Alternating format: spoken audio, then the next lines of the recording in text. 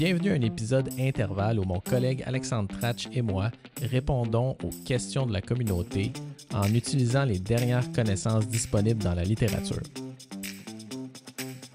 Comment ça va? Ça va toi? Ça va. Moi, je commence des nuits ce soir. Ah, good job. C'est loin, c'est Ouais, derrière moi ça. c'est derrière toi, ça. Ah. Malheureusement ou heureusement. Heureusement pour Malheureusement moi. pour moi, mais malheureusement pour moi. Hey, on s'était dit à la fin du premier EME qu'on allait se rencontrer à nouveau pour parler du syndrome métabolique. Et Ouais. c'est enfin le moment. Mhm. Puis je pensais faire, peut-être, on a scopé un peu la littérature, puis on a choisi 5-6 articles, puis je pensais passer à travers, puis essayer de sortir un peu les meilleures conclusions par rapport à ça. Qu'est-ce que Parfait t'en ça. dis, mon cher? Moi je pense que c'est un super bon plan. On a pas mal de matière, fait que let's go. Je vais suivre ton lead. Excellent. Puis, by the way, avec mes nuits, je vais sûrement contribuer à mon syndrome métabolique là, présentement, fait que c'est super. Hey, ben, Écoute, avant, pareil, faut que tu fasses pareil, faut que tu fasses un peu d'entraînement à haute intensité pour essayer de diminuer les effets de ta résistance à l'insuline sur ton manque de sommeil. Fait que tu iras faire des petits intervalles avant de commencer ta nuit tantôt. je te dirais que j'en ai déjà fait mon ami depuis hier. Et voilà, t'es Et voilà, correct. c'est fait. Juste avant qu'on passe à travers ou qu'on parle de la première étude, voulais-tu juste faire une définition grossière du syndrome métabolique là, pour qu'on parte un peu du Sur même des niveau bases. sur des bases, ouais. Ouais, ben tu sais, syndrome métabolique, là, syndrome X, résistance à l'insuline, tu sais, tout le monde parle un petit peu de ça. Tu sais, qui est fortement lié à l'obésité, là, dans le fond, principalement abdominale. C'est, si on veut, une des étapes dans un continuum que si on laisse ça aller, ben, ça devient vers du diabète de type 2, par exemple. Fait qu'en gros, la résistance à l'insuline va amener un paquet de changements puis de mécanismes qui peuvent contribuer à beaucoup de maladies, même d'ordre vasculaire, même dans certains cas, augmentation de l'inflammation chronique, risque de cancer. Donc, c'est vraiment une cascade d'événements qui se passe une fois qu'on parle de résistance à l'insuline. Il y a des définitions pour le syndrome métabolique, si on veut, là, qui peuvent être des éléments là, paracliniques puis cliniques qu'on peut dire pour dire que quelqu'un a un syndrome métabolique. Tu vas voir le taux de taille, exemple, pour parler d'obésité abdominale. Le taux de triglycérides aussi va jouer là, en haut de 1,7. Un HDL qui va être plus bas que 1 ou 1,3 millimoles chez les femmes. Le bon cholestérol. Le bon Le bon cholestérol. cholestérol, là, tu sais, il n'y a pas de bon ou mauvais cholestérol. Puis, On viendra à ça éventuellement dans un des ouais, EME. ouais, on parlera des lipides en détail. Puis, il y a aussi un critère de pression artérielle en haut de 130 sur 85, puis une glycémie à jeun là, qui démontre une petite intolérance au glucose qui commence là, avec en haut de 5,6 millimoles. Là. Fait que ça va être la définition du syndrome métabolique. Mais on s'entend, tu sais, moi, l'intérêt que j'ai, c'est vraiment en amont là, sur le début de la résistance à l'insuline, comment on la dépiste puis comment on la traite. Puis il y a naturellement plein de facteurs de risque pour ça. L'ethnicité en est un. On va parler un petit peu justement du concept du fat threshold, là, du seuil adipeux de chacun.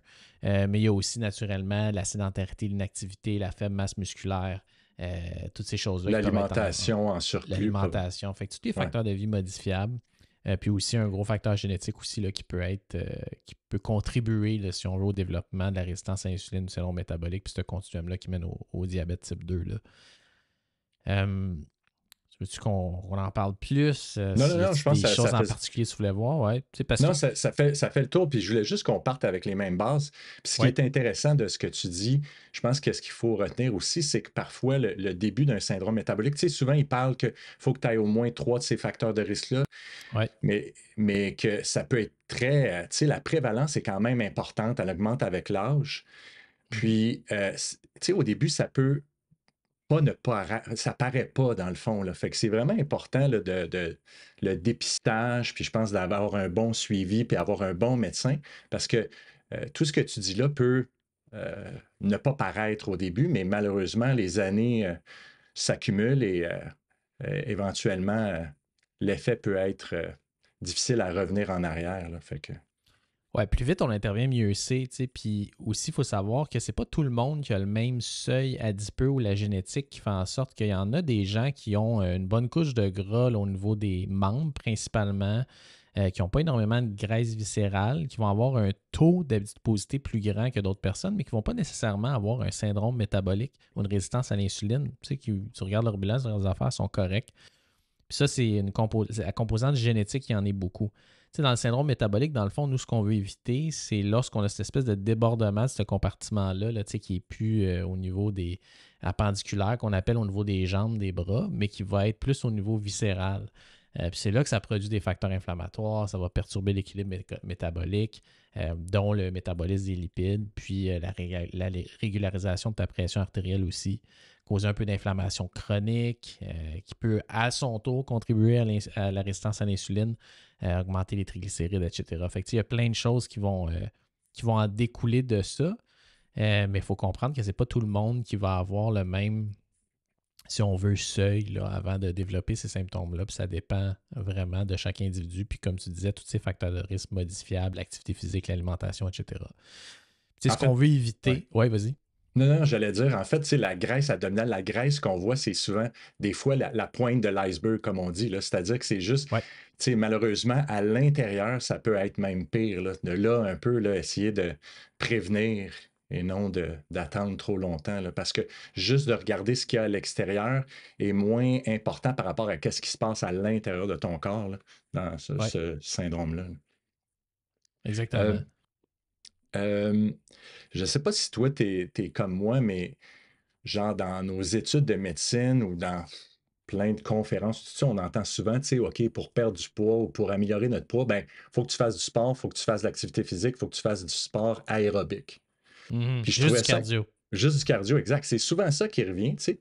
Puis la première étude, je trouvais ça super intéressant parce que justement, ça a regardé chez les personnes avec un syndrome métabolique, l'effet, ben, tu sais, ils ont voulu faire, dans le fond, une revue systématique, une méta-analyse en réseau, dans le fond, puis Ouais. revoir un peu l'effet du sport aérobique versus le sport de résistance ou même combiner les deux, puis qu'est-ce que ça pouvait améliorer. Je trouvais ça super intéressant de voir les conclusions que, dans le fond, quand tu regardes ça, c'est pas clair que tu devrais te concentrer uniquement à faire du cardio. D'accord? Exactement.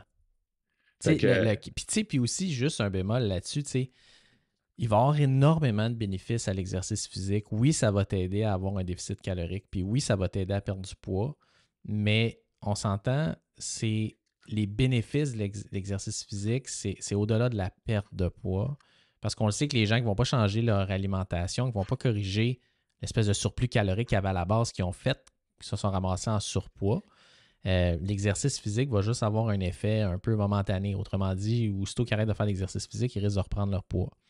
Fait que c'est comme, oui, c'est un outil qui peut être vraiment utile pour améliorer la perte de poids là, dans un temps, mais c'est vraiment la modification de l'alimentation qui va faire en sorte que ces pertes de poids-là vont être soutenables dans le temps. Puis il y a plein de mécanismes complexes. C'est pas aussi simple que ça, mais grosso modo, c'est ce qu'il faut retenir. Là. L'exercice physique, ça a énormément de bénéfices qui vont vraiment au-delà de la perte de poids. Mais c'est souvent un outil qu'on va utiliser pour dire, OK, ben, si on veut perdre de poids, on va augmenter un petit peu notre dépense énergétique. C'est une des façons qu'on a pour créer un déficit, parce que ça prend un déficit calorique pour perdre du poids, point final. Là. en fait, tu sais, justement, quand tu as un surpoids, tu sais, important, peu importe c'est quoi que tu vas faire comme activité physique, c'est bon, c'est parfait. Fais-le. Si c'est ça, si de faire de la marche, c'est ça que tu peux faire ou que tu veux faire ou que tu as le goût de faire, fais-le, puis ça va être bénéfique. Je trouvais ça juste intéressant que cette méta-analyse-là ou cette revue systématique-là pointait un peu envers le fait que, ben, éventuellement, quand tu cherches à améliorer encore plus les paramètres métaboliques, puis tu sais, te concentrer sur certains paramètres, ben là, peut-être que de juste faire de l'aérobie ou juste faire de l'activité physique aérobique ou du steady state ou peu importe, ben c'est peut-être pas la meilleure chose. Ça serait peut-être bon de le combiner avec des exercices de résistance ou peut-être qu'on pourrait le résumer en musculation. Je ne sais pas si tu as un autre terme, là, mais je vois Bon, ça vraiment. entraînement à résistance, moi je pense que c'est ça. OK. Musculation, là, c'est souvent ce qu'on va utiliser là, comme terme aussi. Mais oui, exactement. C'est une combinaison, en fait. Là. Mais en gros, c'était pas mal ça. Y avait-tu certains résultats que tu trouvais plus importants à partager ou par rapport à cette étude-là? Ouais, ben tu sais, si on y va un petit peu juste de façon un peu systématique, tu sais, c'était, en fait, ce qu'ils appellent ça, c'est une méta-analyse en réseau. Ça, ce que ça veut dire, c'est que tu prends, dans le fond, des choses qui n'ont pas été comparées head-to-head dans des études, puis tu essaies d'utiliser des méthodes statistiques pour pouvoir comparer des interventions euh, pour un, euh, pour un but précis. Tu sais, dans ce cas-là, c'était l'influence sur la résistance à l'insuline, si on veut.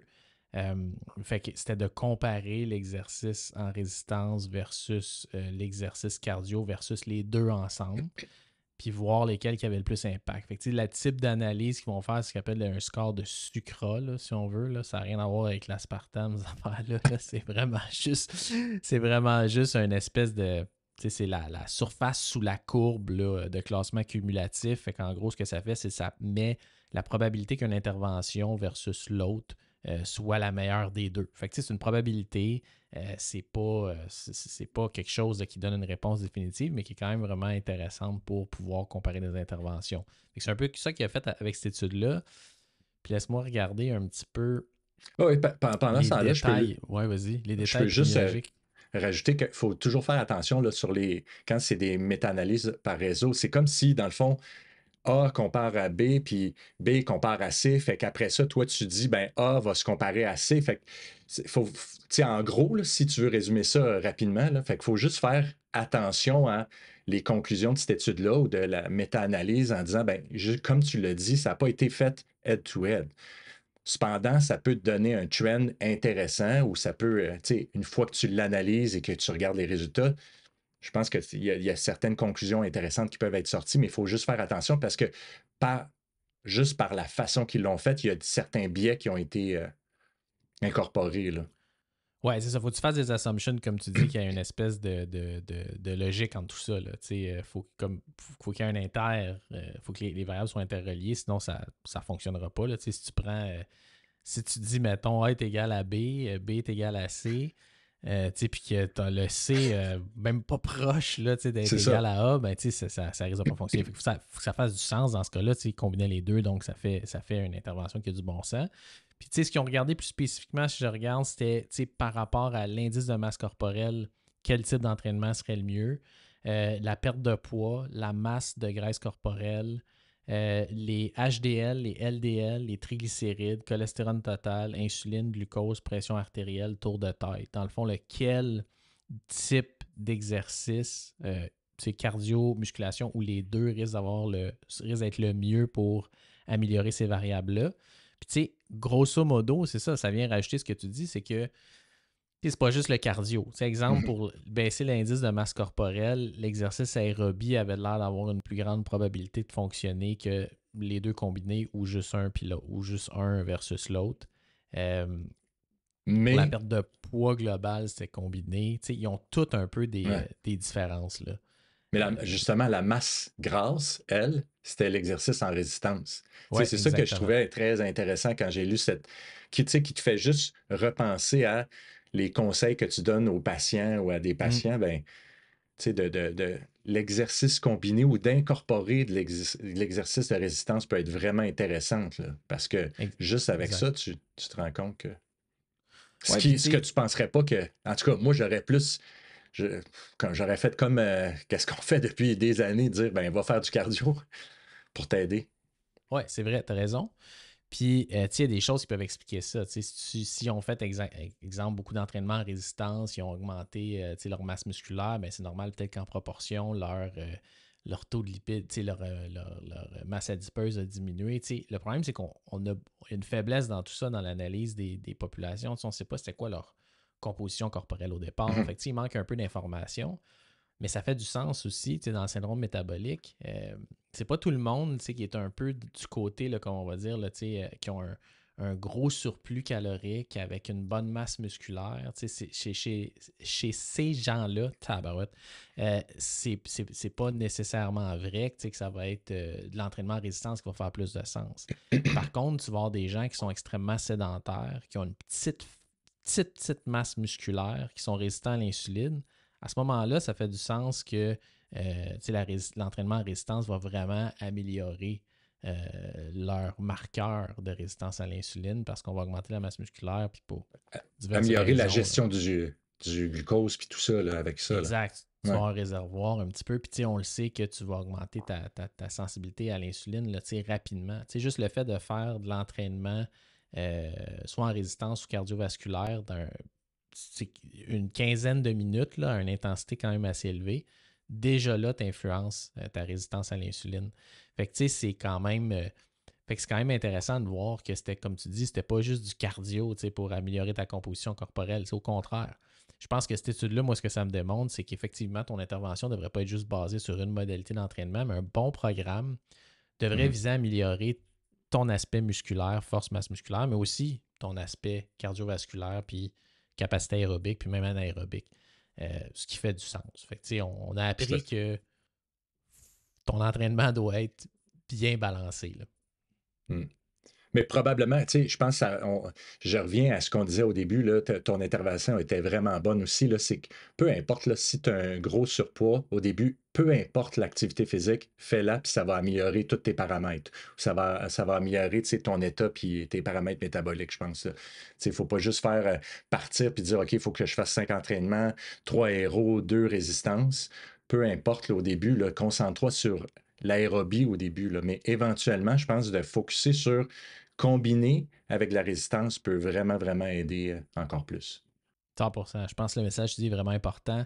Si tu pars de zéro, n'importe quoi qui n'est pas Mm. zéro va être un Ouais. excellent début. Ça ne donne rien là, de trop focuser sur les modalités, les paramètres, la zone, le ci, le ça. Au début, juste s'entraîner à s'entraîner, c'est une bonne première étape. Là. Juste commencer à bouger et dire OK, je me mets à mon horaire, je mets une espèce de routine de dire je bouge, peu importe c'est quoi, c'est un bon départ. Ça, c'est vraiment un message important. Ben, l'étude 2, en fait, l'étude 2, là, c'était un peu pour corroborer ce qu'on faisait ou ce qu'on a lu dans l'étude 1. Là, c'était une autre revue systématique, méta-analyse, puis elle a été faite un peu avant ce qu'on vient de parler. Euh, Fait que je l'avais mis là pour qu'on la lise, puis que ça juste conforte un peu les résultats de la première étude, puis ce qu'on conseille aux gens par rapport à ça. Je ne sais pas s'il y avait des conclusions particulières différentes que tu voulais, parce qu'il y avait beaucoup plus de définitions qui étaient intéressantes à savoir. Je pense que ceux qui vont avoir accès au résumé, ben, ils vont avoir accès à toutes ces définitions-là, ce qui peut être super intéressant, mais je trouve que ça revenait pas mal aux mêmes conclusions. Là, fait que ça donne encore plus du poids à ce qu'on aimait là, comme recommandation. Je ne sais pas s'il y avait quelque chose d'autre que tu voulais discuter par rapport à ça. Ben, je pense que c'est ça. Cette étude-là était plus une méta-analyse classique. Il y avait 588 participants. Ils ont évalué les supprimeurs, si on veut. C'était les facteurs de risque du syndrome métabolique là, qu'on a dit, là, les critères un peu diagnostiques, si on veut. Puis ils regardaient un peu c'était quoi là, le rôle de l'exercice dans tout ça. Puis effectivement, ça corrobore que l'exercice aérobique, dans ce cas-là, elle avait amélioré vraiment significativement tous ces marqueurs-là. Puis que d'un autre côté, que ça prenait pas. Ce qui était intéressant à cette étude-là, c'est que ça montrait que ça prenait pas une grosse dose d'entraînement en résistance pour avoir une amélioration significative C'est aussi de vrai. tes paramètres. Fait que c'était pas nécessaire là, de t'entraîner 5 fois semaine en résistance. Il y en a que même à une fois semaine avaient des bénéfices. Fait que ça aussi, c'était intéressant. C'est sûr que cette étude-là, la majorité des études qui étaient là-dedans, pour faire la méta-analyse, il y avait une qualité qui était un petit peu modérée. Dans le fond, le but de faire une méta-analyse, c'est comme de prendre un paquet d'élèves au primaire, puis en faire, si on se dit que si on les additionne tous ensemble, ça va être comme un étudiant à l'université. Mais c'est pas toujours vrai. Il faut quand même Ben, que tes données de base soient bonnes. wow! J'aime ça, par exemple, c'est une bonne comparaison.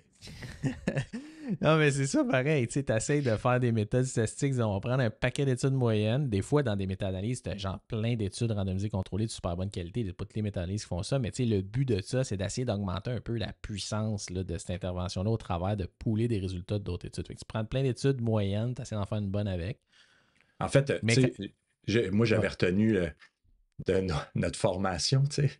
Garbage in, garbage out. Tu sais, il faut faire attention. Tu sais, si c'est plein d'études, si les 11 études étaient toutes des études, tu sais, très pauvres ou très moins bien faites, ben, les conclusions, tu ne peux pas sortir des conclusions de ça. Fait qu'il faut faire Ouais. attention, surtout, mais bon, on a des études moyennes, fait qu'il faut mettre un bémol sur les conclusions. Cependant, ils vont en faveur de mêmes conclusions qu'on a vues dans l'étude d'avant. Fait que c'est quand même intéressant. Mais de là un peu de faire attention que c'est pas parce que c'est une revue systématique qui ont poolé plein d'études que ça va faire en sorte que c'est excellent. Ouais, c'est ça. T'sais. Mais encore une fois, on va se le dire, là, c'est pas groundbreaking. Dans le sens que faire de l'activité physique, ça améliore le syndrome métabolique. On n'a pas personne ici qui est jeté à terre, là, on Non. s'entend. Mais ce qui est intéressant, comme tu dis, c'est que l'entraînement à résistance a un gros rôle là-dedans aussi. Il ne faut pas juste penser cardio quand on va prescrire de l'activité physique à quelqu'un. Il faut penser à toutes les modalités aussi. Fait que ça, je pense que c'était juste pour ça, c'est un bon rappel. Là. Tout à fait. Yes. All right. Fait que, tu sais, si on parle de l'étude 3 avant ça, là, dans le sens que un des choses qu'on parle souvent dans le syndrome métabolique ou même dans la vie de tous les jours, c'est la perte de poids. Tu sais, le monde focus beaucoup là-dessus. Puis même, tu sais, on voit là, à la télévision, il y a plein d'annonces par rapport à certains médicaments qui prétendent pouvoir faire perdre du poids facilement, puis ça serait la solution miracle, puis ça a l'air être bien. Il a l'air d'avoir aucun problème, aucun effet secondaire de cette médication-là. Puis on sait que c'est peut-être pas la vérité. Là. C'est-à-dire que oui, ça peut être efficace, mais est-ce que ça vient avec d'autres effets? Possiblement. Fait que je trouvais ça intéressant de m'attaquer ou de discuter ou de revoir un peu ce qui se fait par rapport aux sémaglutides ou aux agonistes des GLP-1. Fait que la troisième étude, c'est sur l'efficacité et la sécurité par rapport à l'utilisation du sémaglutide pour la perte de poids chez les personnes qui sont obèses sans diabète. Puis c'est une revue systématique méta-analyse. Fait que ils ont, suite à toute cette revue-là, ils ont juste déterminé qu'il y avait 4 études d'intéressantes. Fait que déjà là, il faut faire attention, là, c'est juste 4 études qui ont réussi à pouler sur plusieurs, là, si je me souviens bien. Ouais. Mais je trouvais ça intéressant de parler un peu du sémaglutide. Là, dans le fond, là, c'est l'Ozempic. Hein? Tu sais, on entend souvent parler de l'Ozempic où l'Ozempic, c'était la molécule qui avait été utilisée pour, dans le fond, le diabète, qui a été C'est développée ça. pour le diabète. Puis maintenant, ben, la même molécule qu'ils utilisent pour perdre la perte de poids, excuse-moi, c'est le Wegovy, je pense. Oui, C'est exact. la même molécule, mais c'est juste le nom qui est différent. C'est ça. Fait que je trouvais ça intéressant de voir un peu pourquoi ils ont utilisé cette molécule-là, comment ils ont trouvé ça, puis est-ce que Mm. c'est vraiment sécuritaire pour les personnes obèses, tu sais? Ça, là, c'est un méchant gros sujet, tu sais, puis je pense qu'il y a pas une journée là, tu sais, qu'on n'entend pas quelqu'un qui est comme hey, je devrais-tu me mettre sur l'Ozempic, je devrais-tu prendre l'Ozempic, sans l'Ozempic, au lieu de faire l'exercice, je devrais juste prendre l'Ozempic, c'est vraiment plus facile. Fait que let's go de l'Ozempic à tout le monde, on devrait mettre ça dans l'eau, esprit. Mais comme n'importe quelle chose, tu sais, il y a toujours des pour et des contre. Fait que tu sais, c'est un sujet ça, qui me titille, comme on dit. Fait que c'est sûr qu'on va rentrer un petit peu en détail là-dedans. Tu sais, je pense Hum. qu'en premier, juste pour un peu mettre les choses en De où ça perspective, je vient? pense, ouais, d'où ça vient, puis tu sais, Ouais. comme c'est quoi, en fait, tu sais, je pense, comment ça marche, en gros, tu sais, Mhm. Oui, oui, oui. comment ça marche, c'est quoi le GLP-1, c'est quoi ça, un agoniste de ça, qu'est-ce que ça mange en hiver, je pense qu'on pourrait juste faire un petit peu un tour de ça, là. Oui, tout à fait. Euh, fait que j'y vais, tu y vas, ou on y Oui, oui. va? Ben, en fait, je pense que, tu sais, quand ils ont développé cette molécule-là, ils l'ont développée chez les diabétiques. Ouais, Puis grossièrement, ce qu'ils voulaient faire, c'est contrôler un peu, tu sais, dans le fond, quand tu es chez un diabétique, il y a un défaut de régulation de la glycémie sanguine. Puis souvent, c'est par rapport à l'insuline, des fois qu'il peut ne pas en avoir ou qu'il y a une résistance à l'insuline. Fait qu'ils ont décidé d'utiliser cette molécule-là pour aider les personnes dans le fond, je pense que c'était à faciliter un peu le travail de l'insuline. Puis ils se ouais. sont rendus compte que dans le fond, les personnes perdaient du poids en plus. Fait qu'ils ont trouvé ça intéressant. toi, si tu veux aller un peu plus en profondeur par rapport à expliquer vraiment l'effet spécifique que peut avoir, je te laisse le tapis, mon cher. OK. Fait que, tu sais, les GLP-1, en gros, là, tu sais, c'est quelque chose qui va stimuler les cellules bêta du pancréas à libérer de l'insuline. Puis ça va être en réponse à une élévation de ta glycémie dans le sang. Fait que c'est une action qui dépend de la glycémie. Ça veut dire que les GLP-1 ils provoquent une libération d'insuline quand tes taux de glucose sont plus élevés. Mais pas quand les taux sont normaux, là, pour éviter de faire des hypoglycémies. Fait que ça, c'est important. Puis on va revenir un petit peu sur c'est quoi une hormone incrétine, d'où elle part, puis comment ça se fait là, dans le processus normal. Fait que, dans le fond, en donnant un agoniste, fait quelque chose qui va stimuler les récepteurs du GLP-1, ben, ce que tu viens faire, en fait, c'est d'augmenter un petit peu la réponse d'insuline face à une augmentation de la glycémie quand tu prends un repas ou quelque chose comme ça. Les GLP-1, ils jouent sur d'autres mécanismes. Ils vont diminuer la sécrétion de ton glucagon qui, en contrepartie, normalement, va faire élever ta glycémie. Puis, il y a d'autres choses aussi qui sont faites, qui ont des effets secondaires, je pense, qui sont intéressants dans le contrôle de, justement, un peu de la satiété, puis dans ton sentiment de te sentir plein. C'est que les GLP-1, quand c'est stimulé, quand c'est relâché, puis ça va lier au récepteur, ça diminue aussi ta vidange gastrique. Fait que, elle se vide, ton estomac se vide moins vite, fait que tu vas comme avoir l'impression d'être plein un petit peu plus longtemps. Ça vient, ça vient jouer un peu sur les mécanorécepteurs ou je pense, Oui, exact. en Fait partie. que ça fait en sorte que l'estomac se vide plus lentement, tu files rassasié un petit peu plus longtemps. Puis, il y a aussi l'effet direct aussi sur l'appétit.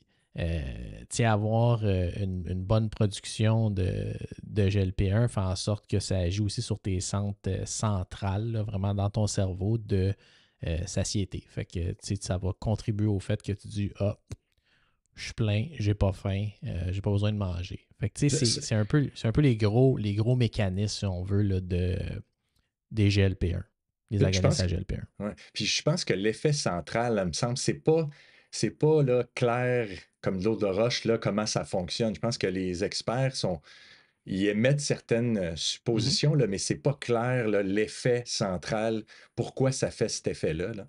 C'est Ouais, ce qui est intéressant parce que de là aussi peut amener certains effets secondaires aux effets plus à long terme, là, mais reste qu'en aigu, prendre où ça fait cet effet-là, là. ouais, exactement. Puis, il y a une grosse part aussi dans, quelqu'un qui a un microbiome qui est en santé, qui a une diète qui est bien, qui a des bonnes habitudes de vie, qui a un bon microbiome, va aussi avoir euh, un effet qui va aider justement la production de ces hormones incrétines-là par justement par le biais de ton microbiote. Fait que, tu sais, quand tu as un microbiome, c'est plus en anglais, mais quand tu as un microbiote intestinal qui est comme ta flore bactérienne, si on veut, qui est vraiment diverse, là, c'est énormément de types de bactéries et de quantités. Ben, on le sait qu'il y a de plus en plus de recherches qui démontrent que ça a un rôle quand même assez important dans la santé globale. Pas juste la digestion, mais qu'il y aurait un rôle aussi au niveau de tes fonctions immunitaires. Même, on parle même des fois d'un axe, même neuro, là, qui va avoir un effet même sur ton humeur là, en général. Puis ces paquets de bactéries-là ont des fonctions, là, qui n'est pas juste de digérer de la nourriture, mais quand tu as un microbiote qui est vraiment en santé, puis que dans ton alimentation, exemple, tu vas avoir beaucoup de fibres, qui normalement tu ne digères pas, ton microbiote, lui, va utiliser ça pour produire des acides gras à chaîne courte, comme l'acétate, propionate puis le butyrate. Puis ça, en retour, ça peut influencer tes cellules intestinales, si on veut, de produire plus d'hormones comme le GLP-1 puis le GIP, qui est un autre hormone aussi qui peut jouer dans le contrôle glycémique, là. Le GIP, c'est le peptide inhibiteur gastrique, qui est une autre hormone là, qui est targetée par d'autres médicaments qu'on va revenir tantôt. Je vais peut-être en parler plus avec l'autre étude là, sur le Mounjaro, qui est lui un double agoniste du GLP et du GIP. Mais en gros, tout ça veut dire que quand tu as un microbiome ou un microbiote qui est en santé, qui est varié, que tu ne fais pas juste manger des aliments ultra transformés qui ont pas qui ont un effet en fait néfaste sur la qualité de ton microbiome, ben, en contrepartie, ça va jouer sur ta capacité à produire ces GLP-1-là, puis ta capacité à avoir des effets bénéfiques de ça aussi. Fait qu'il n'y a pas juste comme, tu sais, tout le monde a ça, puis c'est produit également chez chaque individu. Tu as une grosse portion aussi qui dépend de la qualité de ta flore intestinale qui va faire en sorte que tu vas avoir un meilleur effet de ça. Fait que c'est pour ça que souvent, quand on parle de perte de poids et tout ça, on va se concentrer vraiment sur la balance calorique. Puis tu sais, la réalité, c'est vrai. Tu pourrais avoir une diète où tu manges juste de la pizza puis tu perdrais du poids si tu contrôles tes calories. Mais ça serait vraiment plus tough parce que tu te rendrais compte que ton budget calorique, tu le dépenses vite. Puis tu vas avoir aussi probablement un effet sur les aliments ultra transformés du fait que tu ne nourris pas ton microbiome avec des choses qui sont vraiment bonnes.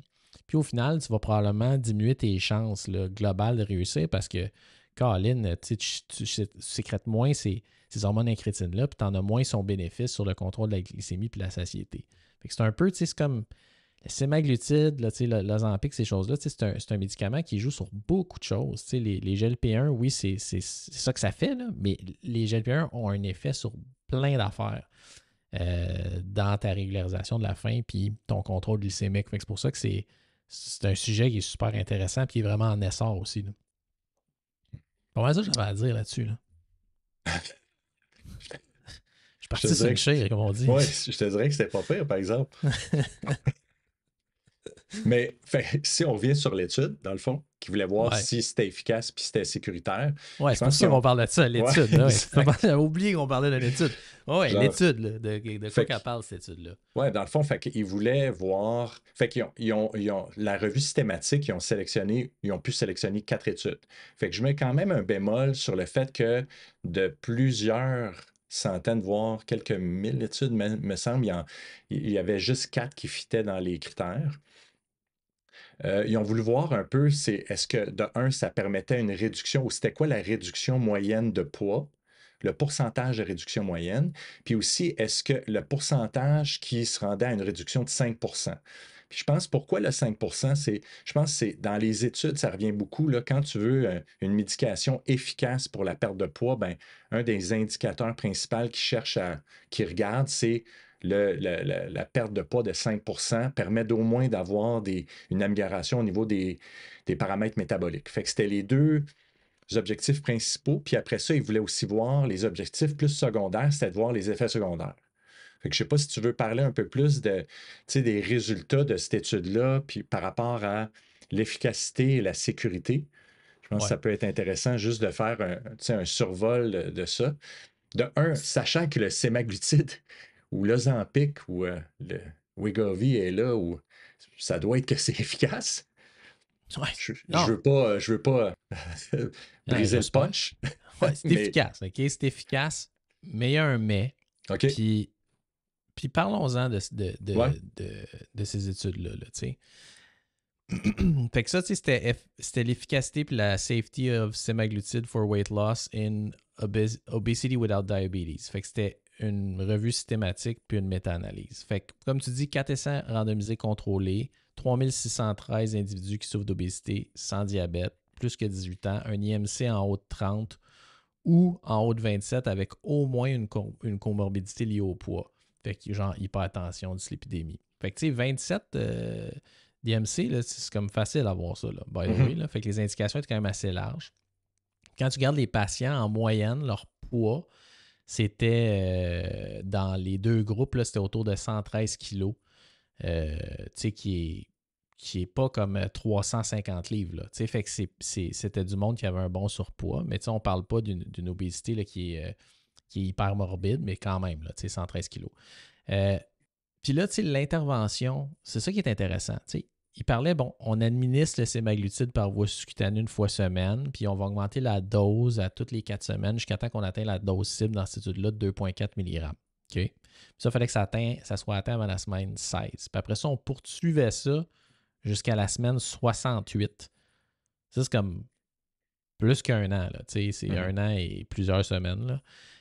Fait que c'est quand même sur une longue période de temps. Puis à ça, s'ajoutait des conseils, une séance de conseils à tous les 4 semaines pour voir si tu respectais le régime hypocalorique qui était prescrit avec ça, puis ton augmentation d'activité physique. Ouais.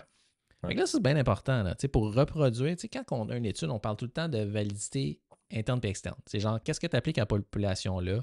Est-ce que ça va être valide quand tu vas l'appliquer à la population qui est en dehors de cette étude-là? Est-ce qu'on va être capable de reproduire les mêmes résultats qu'on a eu à l'interne avec la population que tu vas faire dans le real world? Là, puis après ça, souvent là, on a des études de real world evidence qui sont vraiment intéressantes parce que tu dis, OK, voici ce qui se passe en pratique. Parce que ça, on s'entend, là, ça vient avec un contrat là, à tous les mois, tu as quelqu'un qui t'appelle et qui dit, t'as-tu trop mangé? Est-ce que tu as fait ton activité physique? Fait que tu sais, ça, c'est quand même une intervention qui est significative. Juste ça, c'est une intervention qui peut mener à de la perte de poids. Juste comme rappeler c'est quoi le plan de match à quelqu'un. Dans la littérature, c'est aux 6 semaines là, qu'on devrait le faire pour avoir un impact. Ben, tu te rends compte qu'il y avait ça aussi là-dedans. Puis tu sais, les En fait, résultats. Ouais, en vas-y. fait, ben non, mais ça peut être même confondant par rapport aux résultats, dans le fond. Ouais.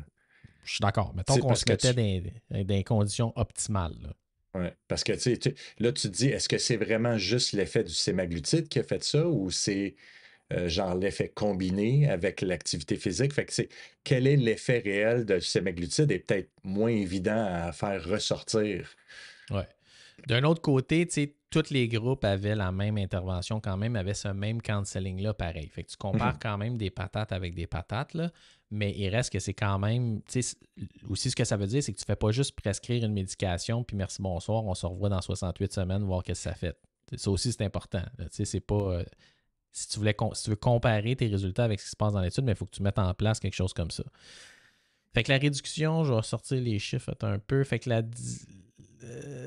réduction moyenne, c'était 11,85% de ton poids corporel, en gros. Mhm. Fait que c'est une perte d'à peu près 27 livres sur 68 semaines, 12,4 kilos. Puis tu sais, quand tu y penses, c'est pas si extraordinaire que ça. Hein. On se rappellera quand on s'est remis au triathlon, moi j'ai perdu 45 livres en un an. J'ai Ouais, fondu. ouais. Fait que tu sais, fait que oui, c'est une perte de poids significative, mais quand tu parles, mettons, surtout au Canada, c'est pas couvert pour la perte de poids, pour l'obésité, le sémaglutide. Fait que tu sais, ça coûte cher quand même. C'est à peu près 300 par mois, je pense. OK. Fait que, tu sais, à quasiment 4000 par année, je veux dire, tu peux en avoir du monde qui travaille avec toi là, pour t'aider à perdre du poids là, puis à implémenter tes bonnes habitudes de vie. Là. Fait que, tu sais, c'est comme. Puis lequel que tu vas pouvoir soutenir dans le temps, là, tu sais. Mais c'est Euh, ça, exactement, parce que les effets secondaires, eux, par rapport à ça, d'avoir un coach de vie ou un coach qui te dit à chaque semaine, 2 semaines ou 4 mois, ou je veux dire 4 semaines, excuse-moi, au mois, t'as-tu bien mangé, t'as-tu fait ton activité physique? Il n'y a mais pas gars, beaucoup Alex, d'effets secondaires. je vais faire Mais un tu deal sais, avec toi, là, tu sais, pour être vas-y. sûr que tu fasses tes trainings. Je vais te charger 300 par mois. Je vais t'appeler à tous les jours, si tu veux, puis je vais te dire, t'as-tu fait ton training, Alex? T'as-tu mangé comme il faut? T'es-tu bien fuelé avant ton training? Est-ce que tu as fait tes intervalles comme qui était prescrit? Moi, je vais te le faire pour 300$ par mois. Aucun problème, Alex. Aucun Non, problème, mon gars. tout à fait. Mais c'était pour dire aussi qu'il n'y a pas beaucoup d'effets secondaires à part de répondre au téléphone puis d'entendre ta voix, tu sais.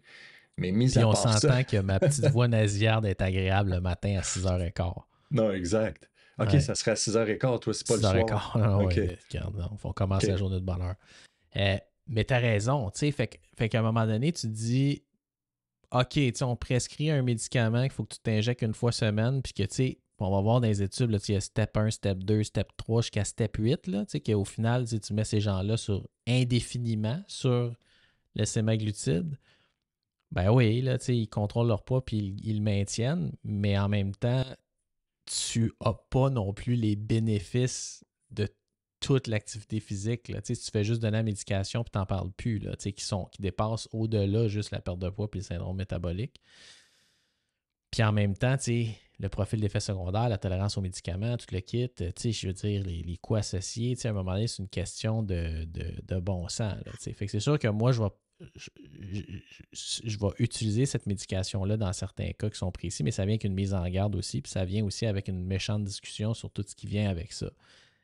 Parce qu'au long terme, j'aime bien mieux instaurer ces habitudes de vie-là, puis les maintenir, puis que le patient, s'il paye pour ça, mais qu'il paye plus pour cet accompagnement-là, cette discussion-là avec les professionnels de la santé, paramédicaux, puis qui entretiennent ça dans le temps, là, que juste, voilà ta prescription, puis va-t'en, là, tu sais.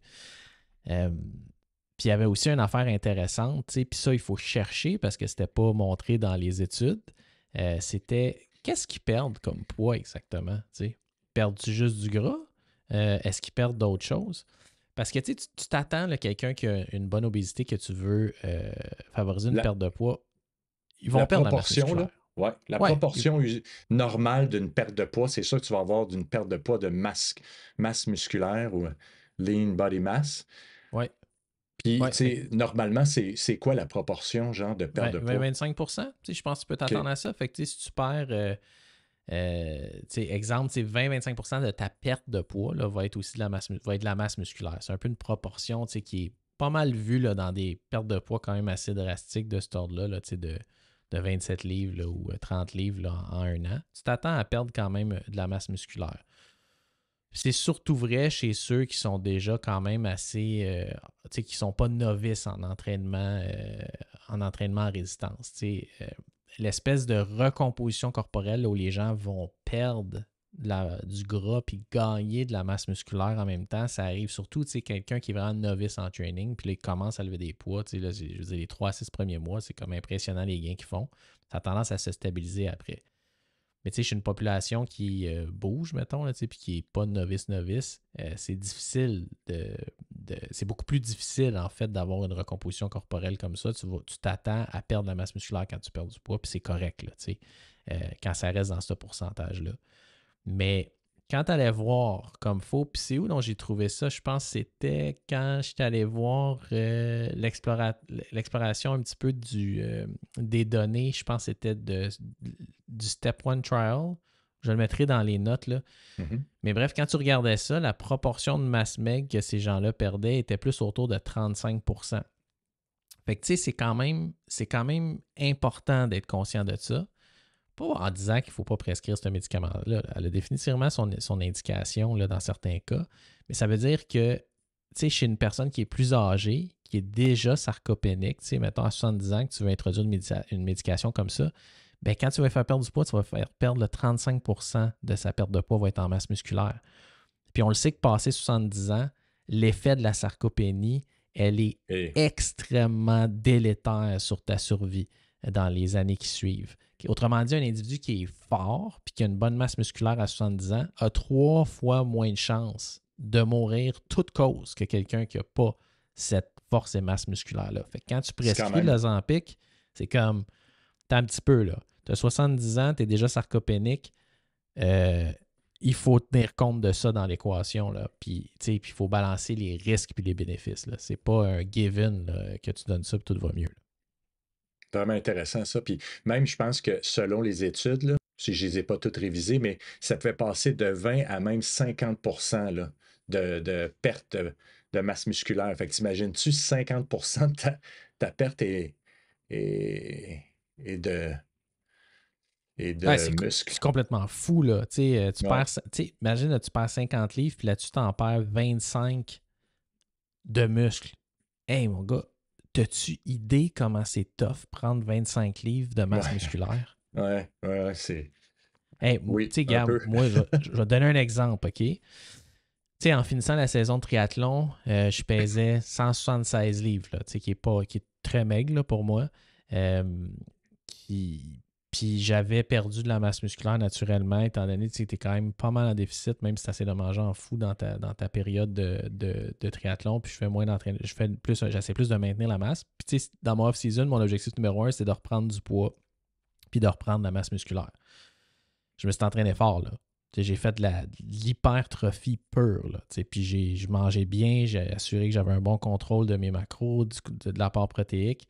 Euh, puis là, aujourd'hui, je pèse 188, puis je débute justement mon ramp-up de la saison. Là, j'ai commencé il y a 2 jours. Fait qu'on s'entend, j'ai pris 12 livres, j'ai pris 4,5 livres de masse musculaire. Eh boy.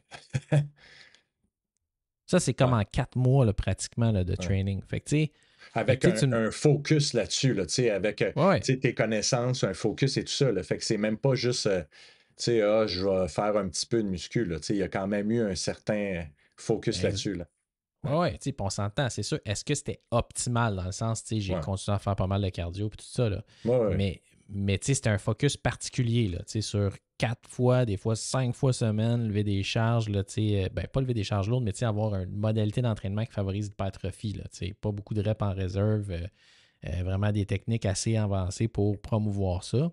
C'est pas le fun. On a fait un training ensemble de jambes, là, tu sais, puis Mhm. je veux dire, c'est comme intense, là. Ouais, ouais. Puis j'ai pris 4,5 livres à peu près de masse musculaire, tu sais, en 4 mois, tu sais, c'est considéré comme beaucoup, là. C'est une bonne prise de masse, mais tu sais, tu vois le travail, puis tu sais, je suis quelqu'un qui n'a pas de problème articulaire, tu sais, qui a pu m'entraîner, que je ne me suis pas blessé pendant cette période-là. J'ai pas eu de rhume, ça fait 2 ans, tu sais, je veux dire, c'est comme, ça a quand même, j'avais quand même des conditions optimales, puis je travaille plus de nuit, fait que je dormais bien. Fait que tu sais, tu te dis, aïe aïe, tu sais, tu fais perdre de 25 livres à quelqu'un là, de masse musculaire, puis les impacts que ça a, sa longévité en santé, tu te dis, my God, il va falloir travailler Pour, fort en pour tabarouette pour reprendre regagner, ça. là, c'est ça, là.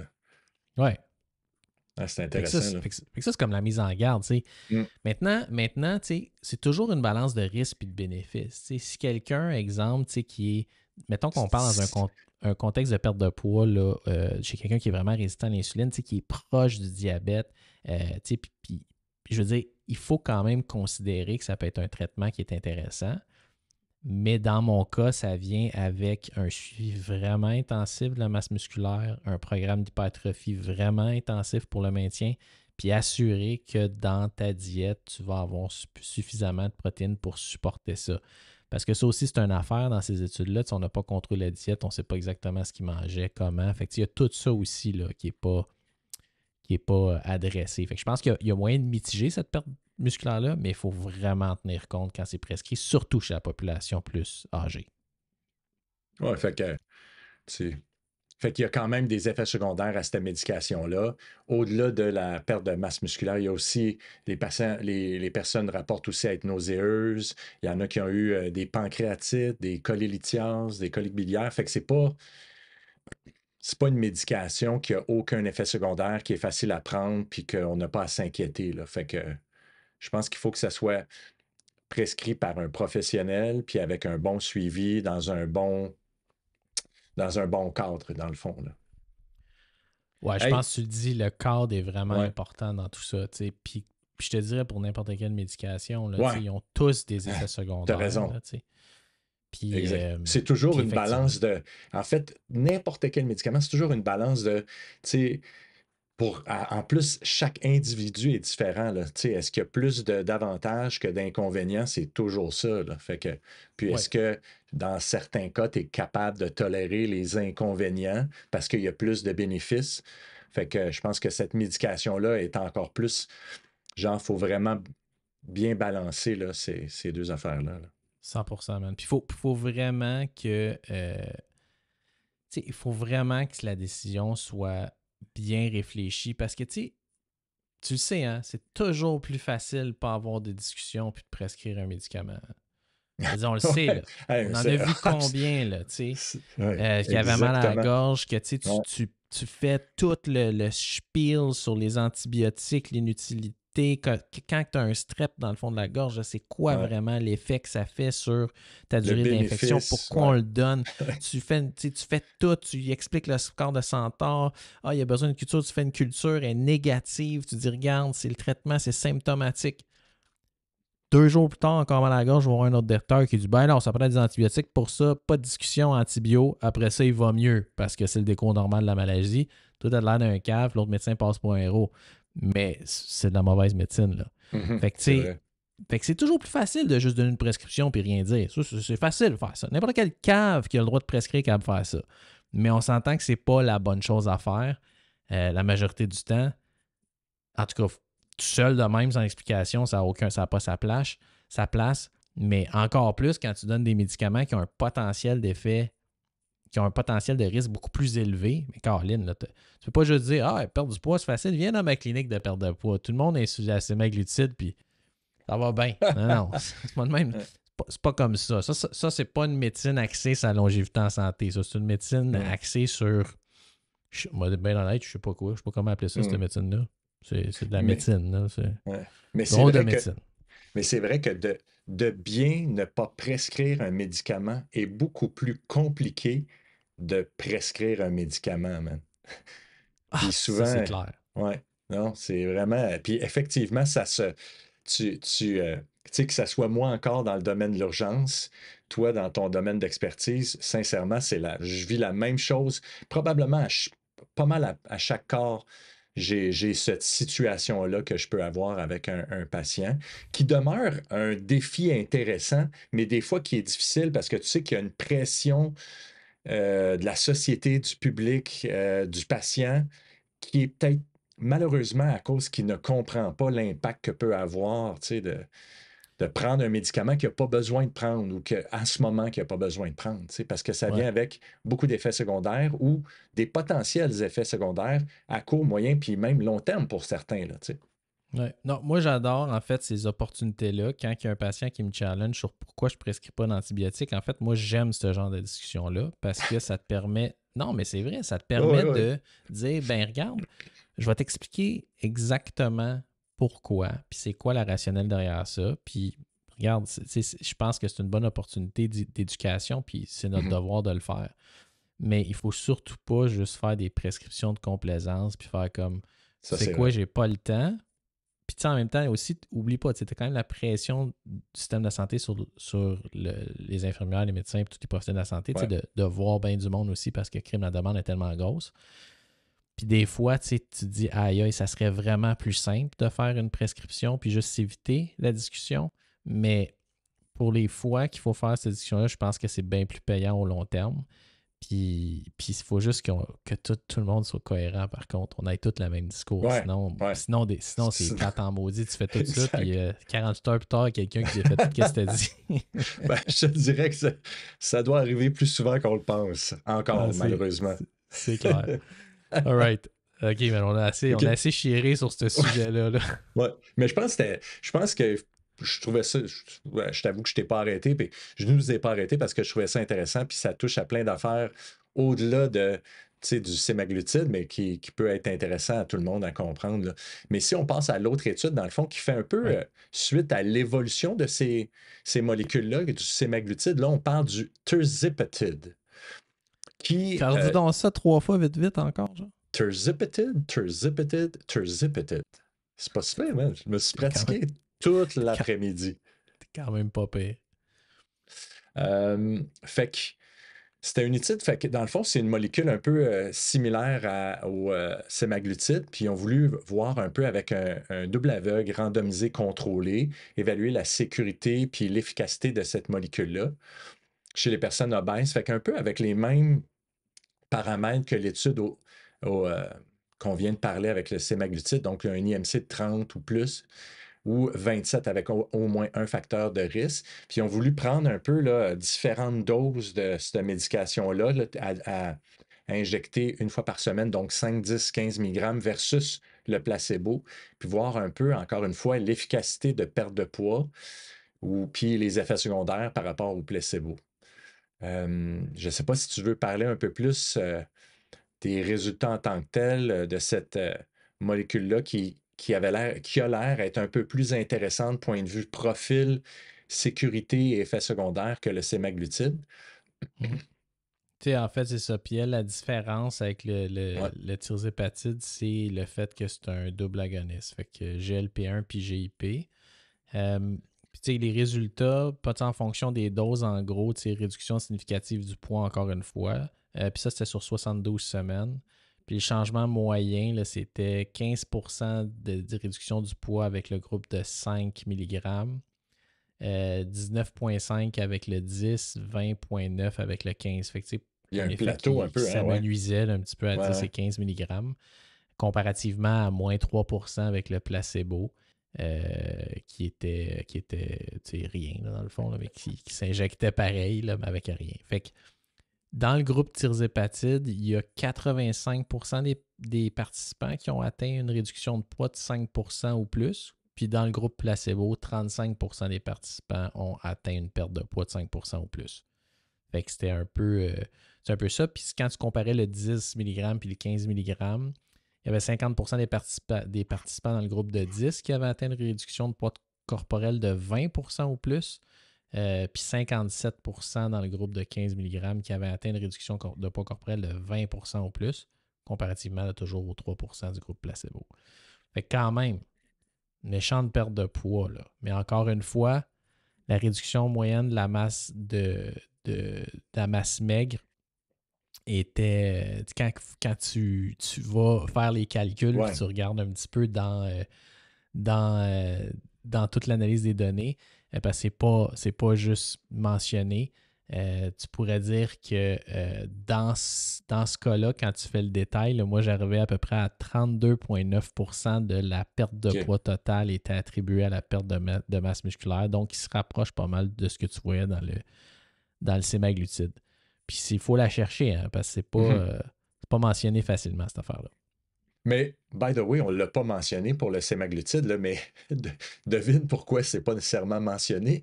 C'est que ces deux études-là, ils sont ceux qui donnent de l'argent pour le faire, c'est Eli Lilly et Novo Nordisk. Ouais, Fait que c'est c'est ça. sûr que dans ce temps-là, il faut que encore plus que tu fasses attention quand la compagnie qui produit ou commercialise ces genres de molécules-là, ben c'est eux qui donnent l'argent pour faire ces études-là. Fait que je pense qu'ils Ouais, s'arrangent pour pas que tu le trouves nécessairement facilement. mais c'est ça. Tu sais, je mets pas en question, tu sais, dans le fond, les résultats qui sont présentés, c'est des résultats qui est arrivé. Mais tu sais, on le sait que peut-être, tu sais, c'était quoi, à un moment donné, il y avait des chiffres, là, je retrouve ça, puis je dis probablement n'importe quoi, là, mais tu sais, dans les recherches qui sont financées par la pharma, tu sais, qui sont quand même un moteur important là, pour faire avancer la science, puis il n'y a pas Mhm. toute la recherche qui sort de là et 100%, il faudrait juste l'acheter aux poubelles, là, c'est pas vrai.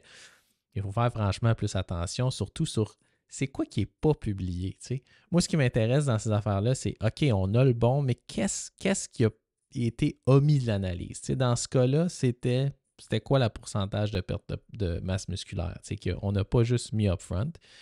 Puis aussi, ce que je veux dire, c'est que tu sais, pour une étude positive, c'est combien ont été négatives, tu sais.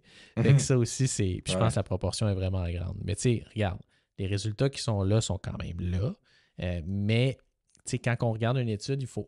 Tu sais, quand on veut critiquer une étude ou voir une étude, il faut aller un petit peu au-delà de ce qui est présenté, puis vraiment aller voir les données là, brutes là, quand ils sont disponibles, puis les tableaux, puis faire nos calculs aussi.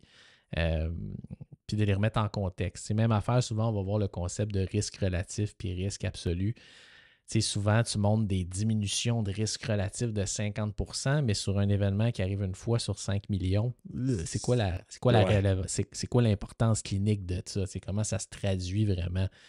Fait que faut toujours faire attention puis puis rentrer ça un petit peu plus en détail. Là.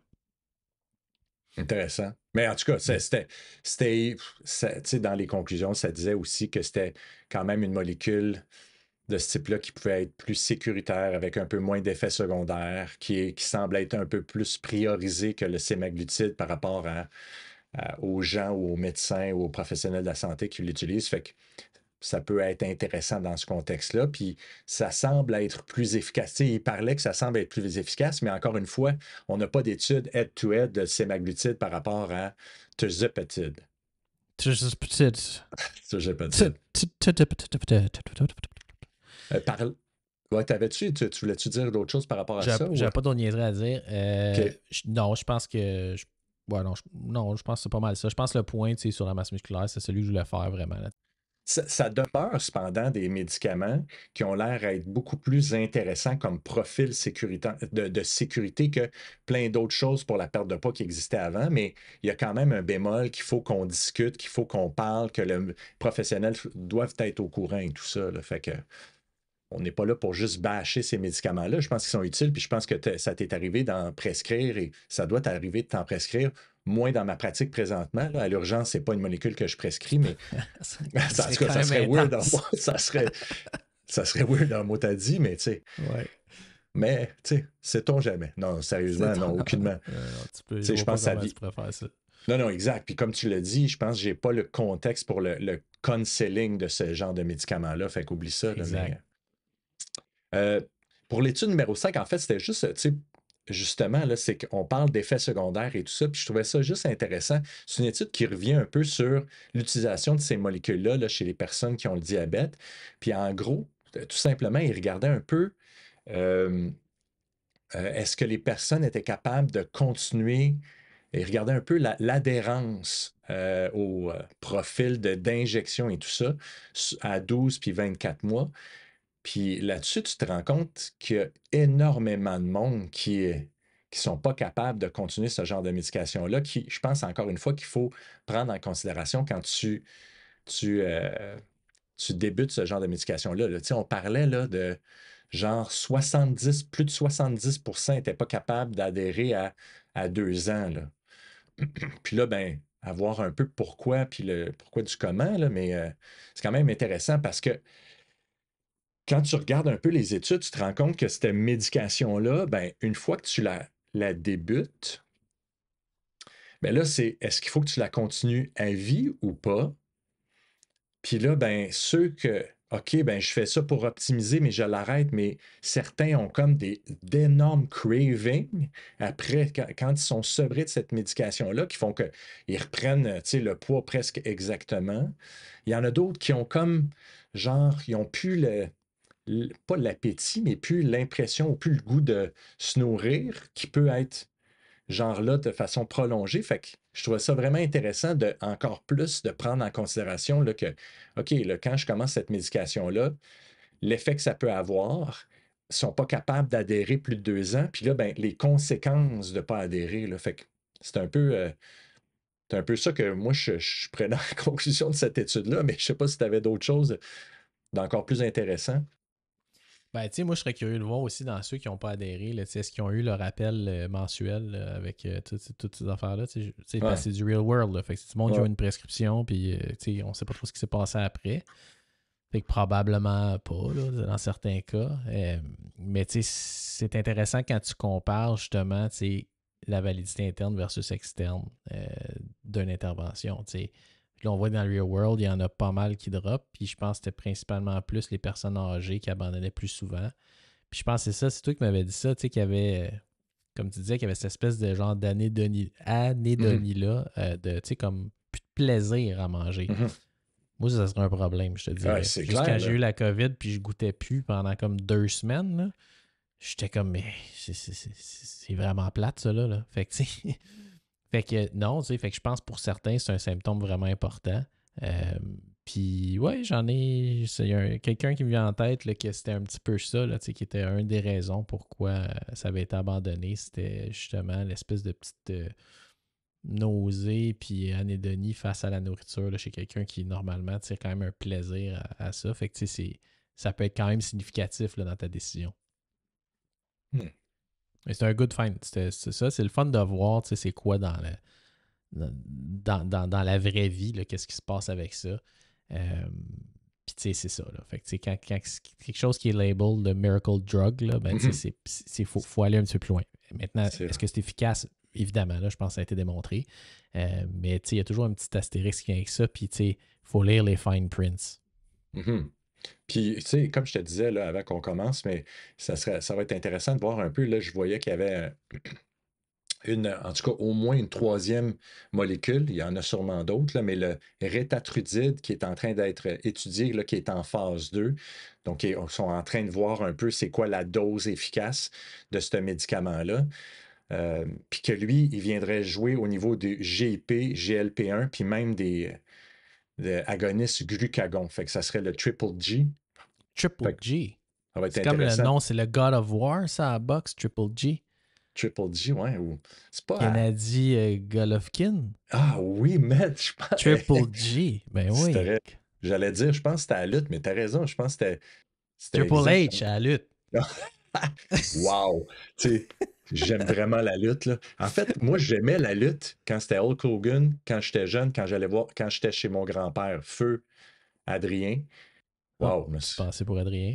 C'est pensé pour Adrien, mais après que Hulk Hogan était à WWF, j'ai pas suivi ben la lutte. Fait que Hey, moi, je... moi c'est fait rire, man. Tu fais penser à ça. J'écoutais ça avec mon père des fois.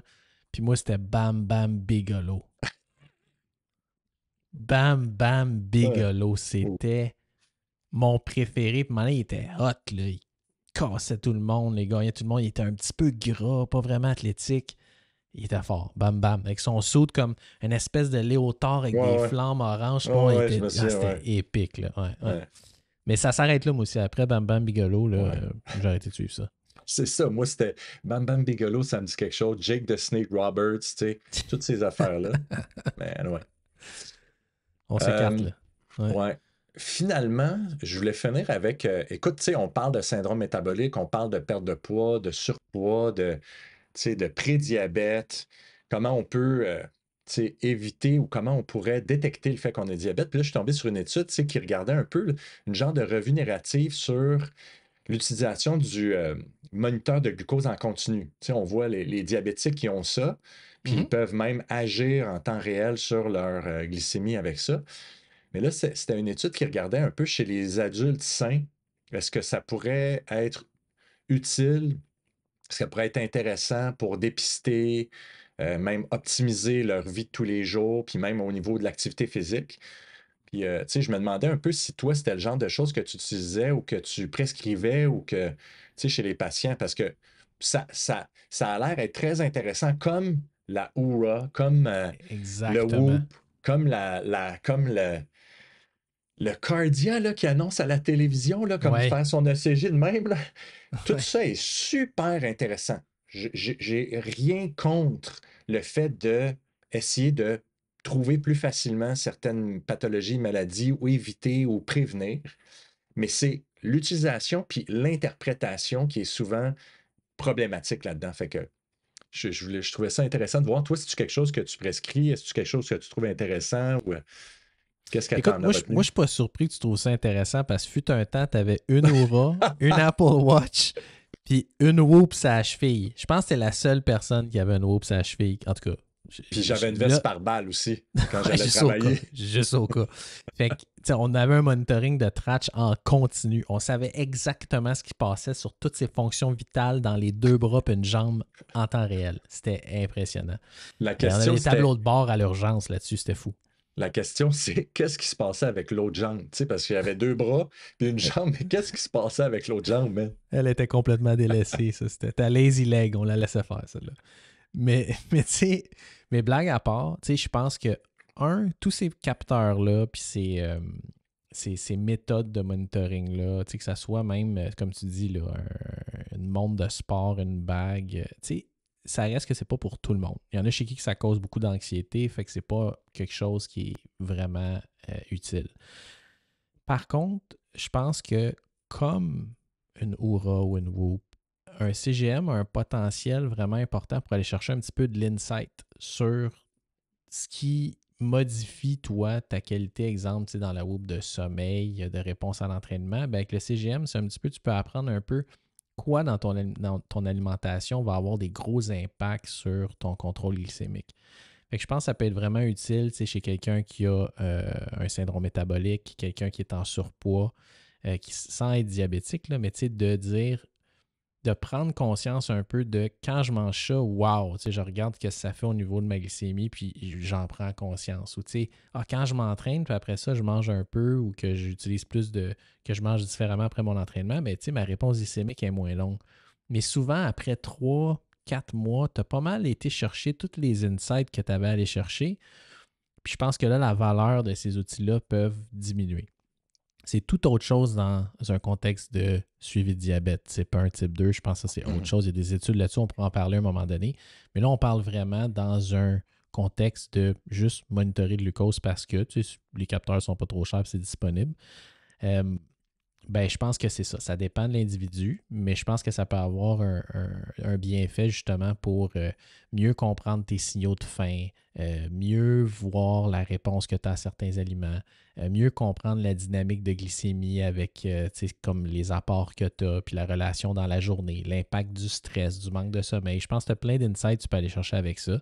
Mais je pense qu'après un certain temps, tu as fait le tour. Tu as appris ce que tu avais à apprendre, mais ça peut être une super bonne outil éducatif. Là.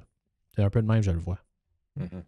Encore une fois, j'imagine que c'est un- une balance de coût versus bénéfice versus est-ce que quelqu'un est là pour l'interpréter puis m'aider à voir un peu comment je peux optimiser parce que comme on parlait là, à plusieurs reprises, exemple, lors d'un sport intense, ben, peut-être que tu pourrais voir ta glycémie. De un, il peut avoir un retard avec Absolument. tu sais, la valeur qui pop sur je sais pas là, ton téléphone intelligent. Puis de deux, ben, tu peux avoir des trucs qui vont faire élever énormément. Puis là, ben, chez certaines personnes, ça va plus développer ou ils vont plus avoir de l'anxiété par rapport à ça quand on sait très bien que ben, dans un effort intense, tu peux avoir une élévation de la glycémie, des trucs de même. Fait que je pense qu'il faut faire attention, puis il faut que ça soit fait dans un contexte, j'oserais dire, mais là, je ne vais pas utiliser le même terme, mais encadré ou d'avoir quelqu'un au moins qui est capable d'interpréter ces données-là, puis pas juste se fier sur une donnée, mais plusieurs données, puis aussi la clinique ou comment la personne va et tout ça. Là. Fait que c'est simple, mais complexe, je pense, comme objet. Puis, mais effectivement, ça peut être super intéressant. Là. Exactement. Puis après ça, il y avait toute la question, comme tu disais, d'utilisation en termes, tu sais, pour la performance Mhm. athlétique. Puis tu sais, tu regardes les athlètes de haut niveau, tu sais, ça vient par vague. Hein. Tu m'en tout le monde avait un Super Sapiens là, sur le bras, là, puis tu sais, ils checkaient leur gluco en temps réel. Même, je me rappelle, tu sais, tu avais des triathlons où tu voyais les valeurs en temps réel des triathlètes. Tu sais, puis tu sais, Ouais, t'es comme... ça, c'est intense. Ouais, tu sais, puis tu sais, tu te dis... Ça, c'est pas le fun, par exemple. Des fois, tu dois dire hey, tabarnouche, ça va pas bien. Ouais, mais tu sais, en même temps, tu sais, c'est normal, tu as cette réponse-là. Puis, tu sais, encore Ouais. une fois, tu sais, c'est un autre transporteur qui amène le glucose dans tes muscles quand tu fais de l'effort. Tu sais, t'es même pas nécessairement, tu n'es pas hyper insulinique. Là. Fait que, tu sais, c'est normal, tu as des réponses comme ça au stress. Mais, tu sais, on me rappelle de Christian Blumenfeld, il y avait genre 11,8 de glycémie, tu sais, quand il était sur le Oh. start line, là, tu sais. OK, ouais, Mais, ouais. mais je te garantis qu'il n'y a pas de résistance à l'insuline, là, tu sais. Fait que c'était vraiment en réponse à l'activité physique.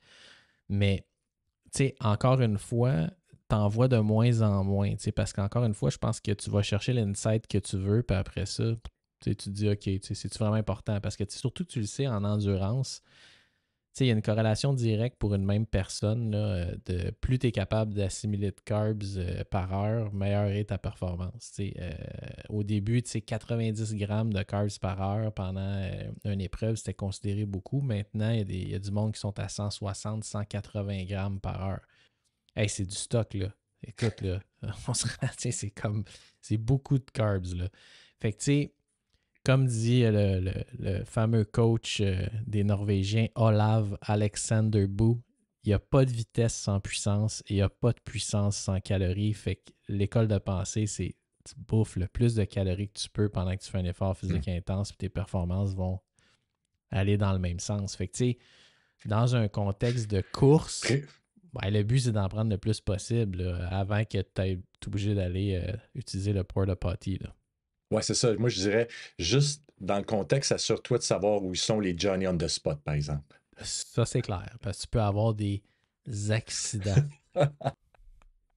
Exact. Puis on parle pas de situation vécue ou vue de tout près. On parle surtout pas d'expérience personnelle, ça surtout pas en tout cas. Hey, mon chum, je pense que ça faisait un peu le tour de ces affaires-là. Je pense qu'on a été un peu plus. Ça a été un peu plus long qu'on le pensait, mais je pense que c'était super intéressant là, de passer à travers ça avec un peu là, qui chapeautait ces différents articles-là, le syndrome métabolique. J'ose espérer que le monde en a appris autant que nous, on a appris. Je pense que la prochaine, tu voulais qu'on parle un peu là, de faire une genre de révision des médicaments, ou pas des médicaments, mais des suppléments pour Oui, le sommeil. Donc, on ouais, pourrait je faire pense que ça la tu sais, prochaine fois. je pense que ça pourrait être super intéressant parce que ça, j'ai tellement de questions là-dessus. Fait que tu sais, tous les suppléments ou les choses qui sont disponibles sans ordonnance sur le sommeil, genre au moins là, tu sais, les plus courants et plus. Puis c'est quoi l'évidence en arrière de ça? Puis, Mhm. tu sais, je pense que ça serait vraiment intéressant de débroussailler ça. Puis on en fera un autre à un moment donné sur toute la médication de prescription dans un contexte de sommeil. Ça, je pense que ça pourrait être vraiment cool. Mais tu sais, écoute, c'est infini là, le nombre de AMA qu'on va faire. Là. Il y a toujours des nouvelles questions. Puis, tu sais, ce qu'on a revu aujourd'hui sur les Ouais, GLP-1, ben, tu sais, peut-être dans 2 ans, ouais. ça sera plus ça, va falloir recommencer. Fait que c'est ça qui est quand même cool. Là. C'est que c'est toujours en évolution. Puis, c'est ce qu'on dit cette année, c'est peut-être plus vrai l'année prochaine. Mais regarde, c'est ça la science, ça évolue. On essaie de donner la meilleure réponse avec ce qu'on a comme information maintenant, mais c'est pas 100% la vérité, le tant qu'on ne comprend pas à 100% tous les modèles en dessous de ça, puis on n'est pas prêt là, de tout comprendre ça encore. Là. Good. Excellent, man. C'était bien cool. Fait Yes, que, mon gars, on s'en reparle. on se reparle. Vous venez d'entendre un aperçu d'un épisode intervalle où mon collègue Alexandre Tratch et moi répondons aux questions de la communauté en s'appuyant sur les dernières études disponibles en couvrant divers sujets. La totalité des épisodes sont accessibles exclusivement aux membres. Tout le contenu du site web julienmd.com ainsi que le podcast est dédié à améliorer la qualité de vie des gens fournissant du contenu scientifique, accessible et concret. Il est essentiel pour moi de fournir le tout sans dépendre de publicité ou placement de produits pour des raisons évidentes de conflit d'intérêts. Notre travail est entièrement possible grâce à nos membres. En retour, on leur offre du contenu exclusif et des avantages supplémentaires qui dépassent largement ce qui est disponible gratuitement. Pour nous supporter, allez au julienmd.com dans la section « Devenir membre » où vous trouverez aussi tous les avantages liés à l'adhésion. Vous pouvez me trouver sur Instagram et YouTube @JulienMartelMD. Le contenu fourni dans ce podcast est uniquement à des fins éducatives. Il n'est pas destiné à remplacer un avis médical professionnel, un diagnostic ou un traitement. Consultez toujours votre médecin ou un professionnel de la santé qualifié pour toute question concernant une condition médicale. Ne négligez jamais un avis médical professionnel ou ne tardez pas à le rechercher en raison de quelque chose que vous avez entendu durant un épisode. Aucune relation médecin-patient n'est établie en écoutant ce podcast. Les informations, points de vue et opinions exprimés pendant les épisodes sont ceux des individus impliqués et ne reflètent pas nécessairement les lignes directrices en place. Le contenu des épisodes ne doit être utilisé en aucune circonstance à des fins légales, y compris, mais sans s'y limiter, à l'établissement d'une norme de soins au sens légal ou comme base pour un témoignage d'expert. Aucune garantie n'est donnée quant à l'exactitude des déclarations ou d'opinions exprimées dans ce podcast.